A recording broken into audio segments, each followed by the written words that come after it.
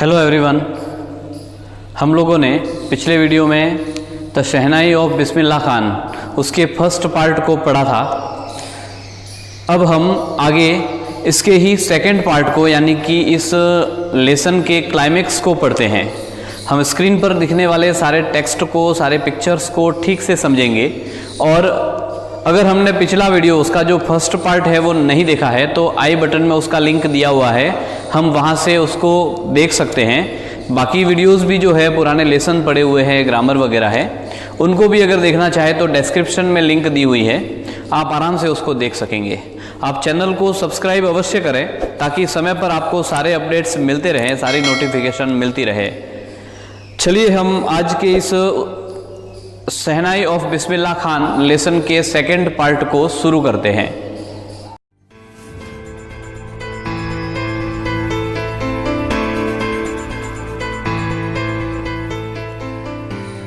हम लोगों ने पढ़ा था पिछले वीडियो में कि बिस्मिल्लाह खान जो है वो कैसे शहनाई यानी औरंगजेब ने जिस पुंगी पर बैन लगाया था उसी में उसका सुधार करते हुए एक बार्बर ने शहनाई की रचना की और उस शहनाई को बनाया, लेकिन वह केवल मंदिरों में बजने वाली या जो है वो रॉयल दरबार में बजने वाला इंस्ट्रूमेंट ही हुआ करता था। लेकिन उसको अगर इंटरनेशनली जो स्टेज दिया है तो वो बिस्मिल्लाह खान ने दिया है। तो उसकी शुरुआत में यानी बिस्मिल्लाह खान ने कैसे शहनाई बजाई, उनके परिवार के बारे में, उनके मैटरनल अंकल्स के बारे में, बनारस वगैरह किस तरह से उन्होंने अभ्यास करके और शहनाई की अपनी पकड़ बनाई, उसमें यह सारा जो है वो हमने पिछला वर्णन किया। फिर अंतिम पैरा में हम लोगों ने पढ़ा था कि एट द एज ऑफ 14 यानी 14 वर्ष की उम्र में ही बिस्मिल्लाह खान ने जो है वो एक अच्छा उस्ताद फैयज़ खान ने भी किसी सम्मेलन में भाग लिया था। तो इतने बड़े एक शहनाई वादक और एक अच्छा म्यूजिशियन जो था उसने भी उसकी पीठ थपथपाई थी और उसने कहा था कि तुम जो है वो मेहनत करते रहो, आगे बढ़ोगे। और अंत में हम लोगों ने ये भी पढ़ा था कि 1938 में जब ऑल इंडिया रेडियो की शुरुआत हुई तो लखनऊ के अंदर जब शुरुआत हुई तो बिस्मिल्लाह खान जो है वो ऑफन हर्ड वॉइस बन गया, यानी वो हमेशा जो है वो उनकी शहनाई उस रेडियो पर सुनाई देती थी। यानी वहाँ पर ऑल इंडिया रेडियो वाले उनको ऑफर किया उन्होंने और उन्होंने एक्सेप्ट भी किया तो वो बजाते थे। अब आगे हम लोग पढ़ते हैं कि बिस्मिल्लाह खान का और सफ़र कैसा रहा। तो चलिए हम पैरा 7 नंबर से शुरू करते हैं कि when India gained independence on 15th August 1947 Bismillah Khan became the first Indian to greet the nation with his shehnai. तो ये कह रहे हैं कि जब भारत 15 अगस्त 1947 को आज़ाद हुआ हमारा देश, तो इंडिपेंडेंस जब डे हम लोग मना रहे थे तो बिस्मिल्लाह खान जो है वो ऐसा फर्स्ट इंडियन यानी प्रथम इंडियन ऐसे हुए जिन्होंने उस लाल किले से, उस 15 अगस्त के उस स्टेज से पूरे राष्ट्र को अपने शहनाई से संबोधित किया या अभिवादन किया। यानी कि सबसे पहले उनकी शहनाई का कार्यक्रम था, यानी शहनाई बज रही थी तो उस शहनाई के माध्यम से उनको आमंत्रित किया था 15 अगस्त 1947 के उस दिन उन स्टेज पर परफॉर्मेंस देने के लिए। He poured his heart out into Rag Kafi from the Red Fort to an audience which included Pandit Jawaharlal Nehru, who later gave his famous Tryst with Destiny speech। तो ये कह रहे हैं कि उन्होंने जो है वो जब 15 अगस्त 1947 को हम सभी के लिए बहुत बड़ा खुशी का दिन था, क्योंकि अंग्रेजों की गुलामी से हम लोग आज़ाद हुए थे, इंडिपेंडेंट हुए थे। तो उस दिन उन्होंने अपना पूरा हृदय जैसे कि उसमें झकझोर दिया, यानी उन्होंने जो है वो अपना पूरा हृदय पौर यानी कि पूर्ण रूप से समर्पित कर देना। तो उन्होंने जैसे उसमें अपना हृदय डाल दिया हो, उन्होंने बहुत ही सुंदर राग काफ़ी, अलग अलग राग होती है म्यूजिक में, तो राग काफ़ी को उसने बहुत सुंदरतम तरीके से उस रेड फोर्ट पर, उस लाल किले पर बजाया, जिसमें बहुत सारे अतिथि यानी बहुत बड़ी संख्या में ऑडियंस थी, जिसमें जवाहरलाल नेहरू जो प्रथम प्रधानमंत्री हमारे देश के वो भी वहाँ पर मौजूद थे, जिन्होंने बाद में अपना भाषण दिया था। और उस भाषण का जो टॉपिक यानी उसका जो शीर्षक था है ना, वो हेडिंग जो थी वो थी ट्रायस्ट विद डेस्टिनी, यानी कि भाग्य से भेंट जिसका अर्थ होता है। तो ऐसा उन्होंने भाषण दिया था तो पंडित जवाहरलाल नेहरू ने, तो उसी स्टेज पर जो है वो शहनाई बजाई थी उन्होंने, बिस्मिल्लाह खान ने बहुत ही सुंदर राग काफ़ी जो है वो उन्होंने बजाई थी। Bismillah Khan has given many memorable performance both in India and abroad. तो ये कह रहे हैं कि बिस्मिल्लाह खान ने बहुत सारे परफॉर्मेंस जो है मेमोरेबल यानी यादगार परफॉर्मेंस दिए, जिसमें उन्होंने जो है वो भारत में भी और अब्रॉड में भी, यानी अब्रॉड यानी विदेश, तो विदेशों में भी उन्होंने जो है वो बहुत सारे ऐसे यादगार परफॉर्मेंस दिए हैं। His first trip abroad was to Afghanistan where king Zahir Shah was so taken in by the maestro that he gifted him priceless Persian carpets and other souvenirs. तो ये कह रहे हैं कि उसमें से ही उन्होंने जो उनकी पहली ट्रिप थी अब्रॉड की, यानी विदेश जाने में, विदेश जाकर के परफॉर्म करने की जो उनकी पहली ट्रिप थी, पहला चांस था, वो उसमें वो अफगानिस्तान गए थे। और जब वो अफगानिस्तान गए तो वहाँ का जो राजा था किंग जाहिर शाह, वो उस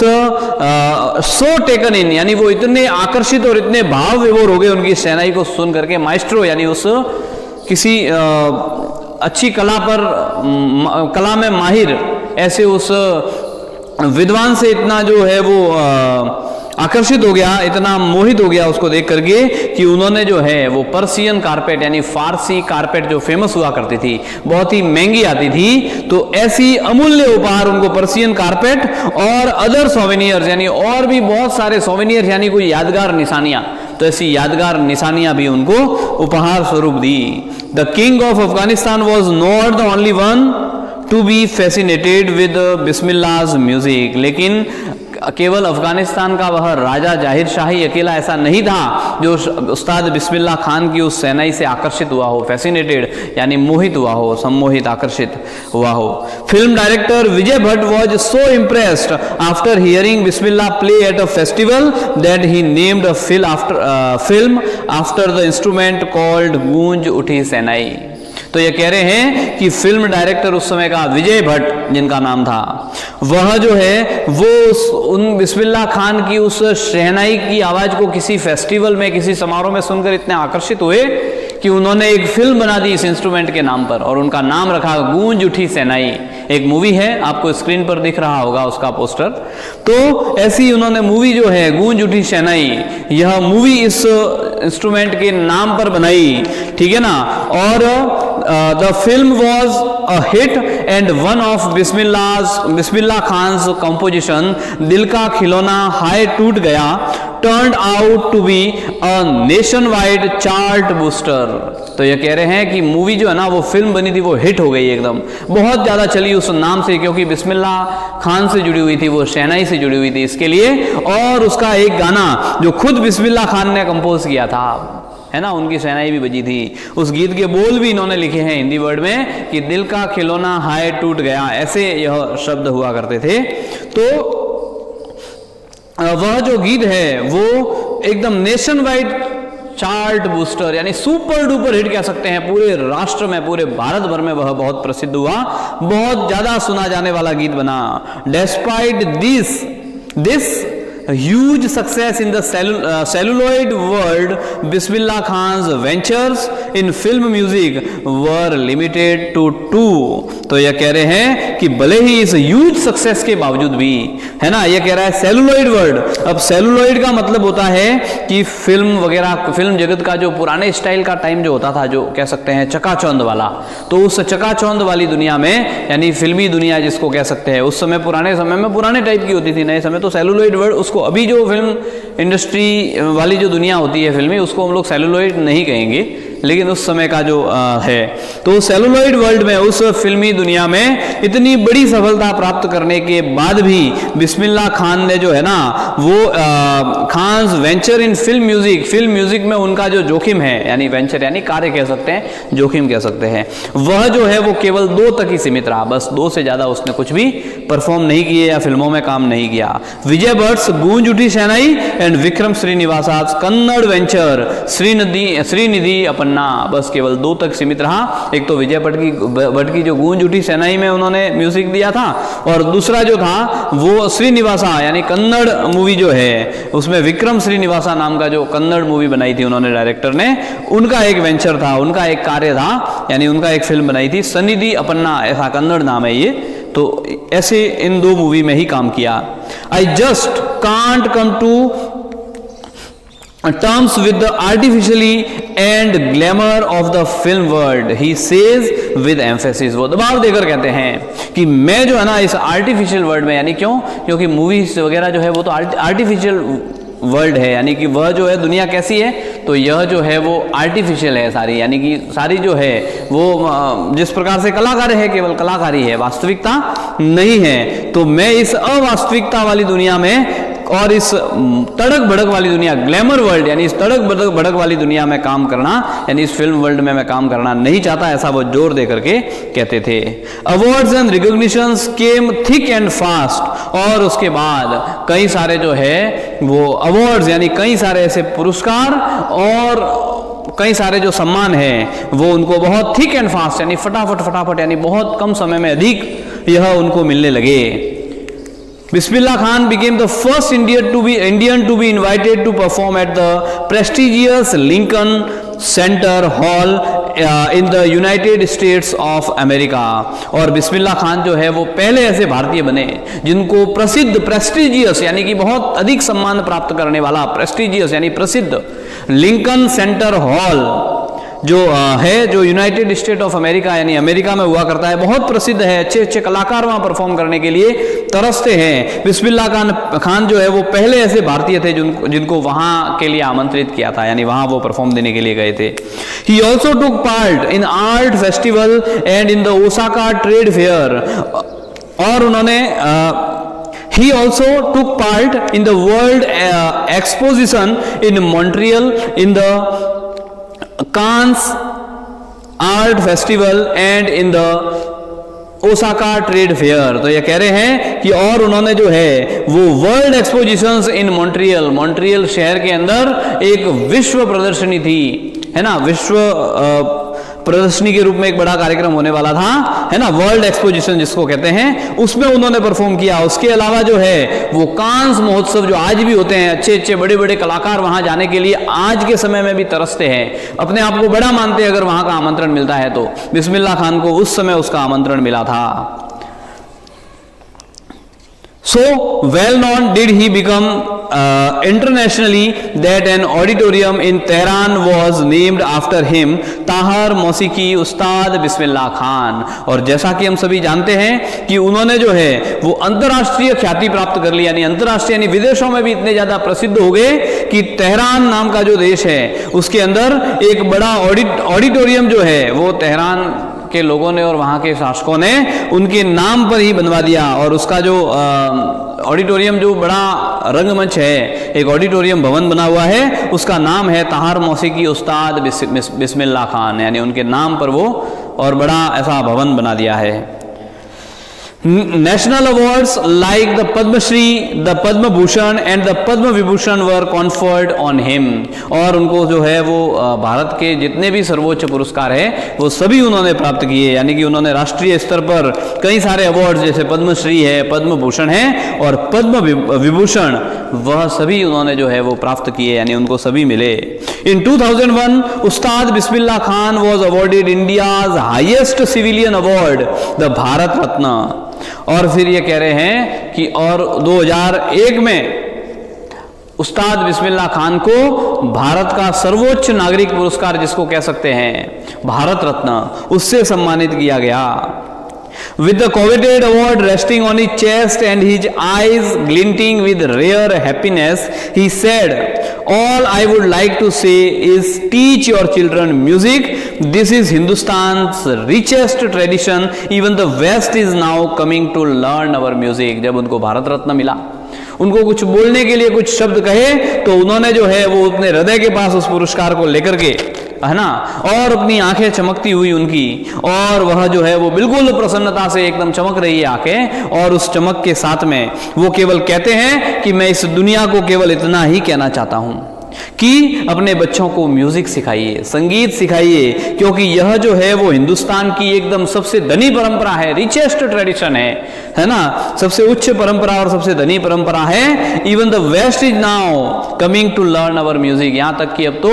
पाश्चात्य देश भी यानी विदेश भी, वेस्टर्न कंट्रीज भी हमारे देश में हमारे संगीत को, हमारे क्लासिकल म्यूजिक को सीखने के लिए आ रहे हैं, तो हम अपने बच्चों को क्यों नहीं सिखाएं, है ना, तो सिखाइए। In spite of having travelled all over the world, Khan Saab, as he is fondly called, is exceedingly fond fond of Banaras and Dumrao, and they remain for him the most wonderful town of the world. तो ये कह रहे हैं कि उन्होंने जो है वो लगभग दुनिया के सभी देशों में सैर करने वाले, भ्रमण करने वाले खान साहब, जिनको प्रेम से लोग कहते थे, है ना, बिस्मिल्लाह खान को खान साहब कहते होंगे, तो वह जो है वो पूरी दुनिया में उन्होंने भ्रमण कर लिया, लेकिन फिर भी वो एक्सीडिंगली यानी अत्यंत रूप से यानी हद से ज्यादा कह सकते हैं, वो जो है found of Banaras and Dumraon, यानी वो डुमराव उनका गांव और बनारस उसके लिए बहुत अधिक चाव था उनको, यानी उनको वहां रहने की बहुत अधिक इच्छा थी, बहुत प्रेम था उनको अपने डुमराव और बनारस से, भले वो पूरी दुनिया घूम कर आ गए। And they remain for him the most wonderful towns of the world, और यह डुमराव और बनारस उनके लिए पूरी दुनिया के सबसे वंडरफुल टाउन कह सकते हैं, बहुत ही आकर्षक शहर जो है वो उनको लगते थे,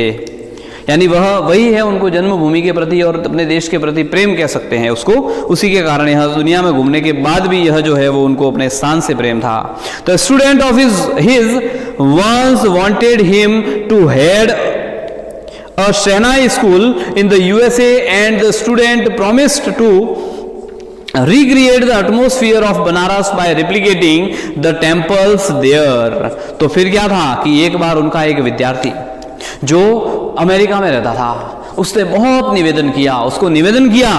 कि मैं जो है वो एक बड़ी यूएसए के अंदर बहुत बड़ी एक शहनाई की स्कूल खोलना चाहता हूँ, जहाँ पर शहनाई सिखाई जाएगी, मैं एक बहुत बड़ा स्कूल खोलूंगा और आपको मैं उसका हेड बनाता हूँ, आप इधर आ जाइए यूएसए में।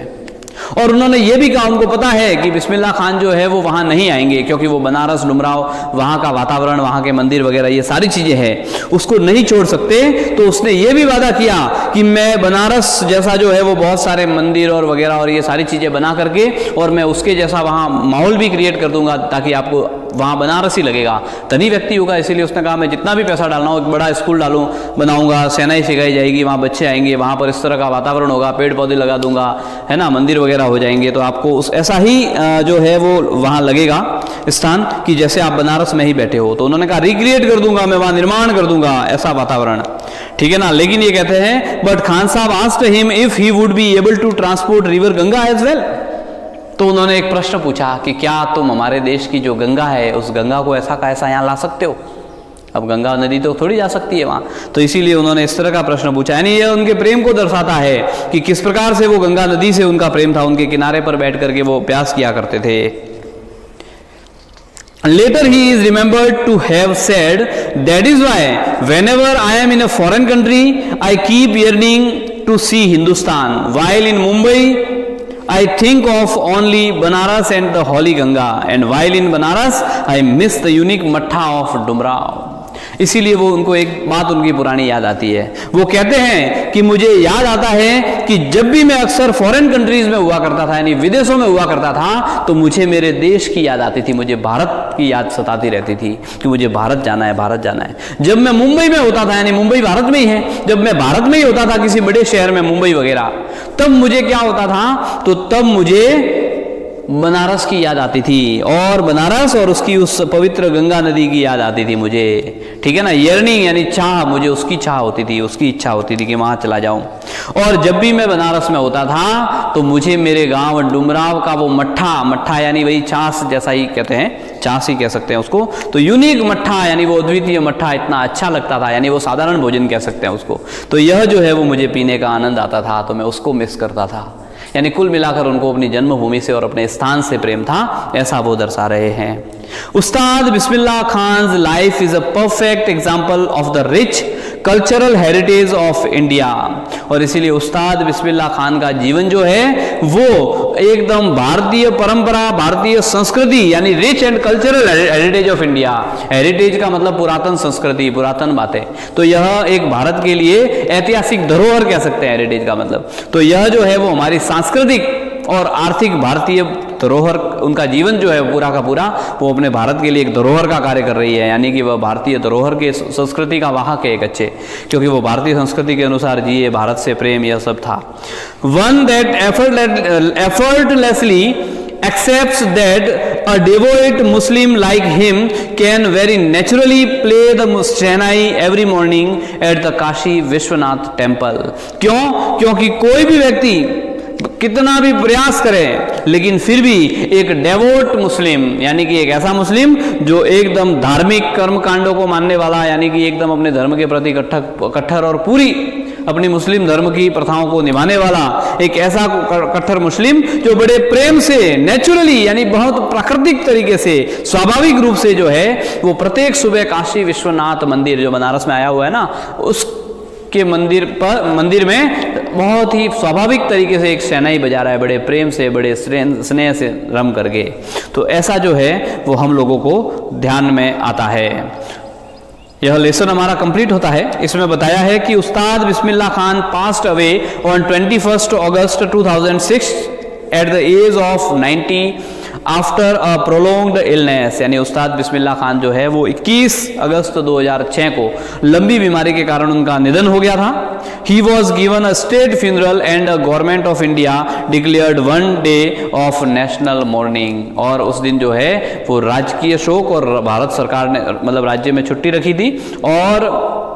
पूरे भारत सरकार ने जो है वो राष्ट्रीय शोक ऐसा घोषित किया था, क्योंकि भारत रत्न थे इसीलिए ऐसा घोषित किया था। तो इस प्रकार से हम लोगों ने और आज यह shehnai of Bismillah Khan lesson complete किया है। इसके क्वेश्चन आंसर हमको करने हैं, करने ही चाहिए, ताकि हम और वापस बार बार इन वीडियोस को देख करके और इस पूरे लेसन को समझने का प्रयास करेंगे। Thank you.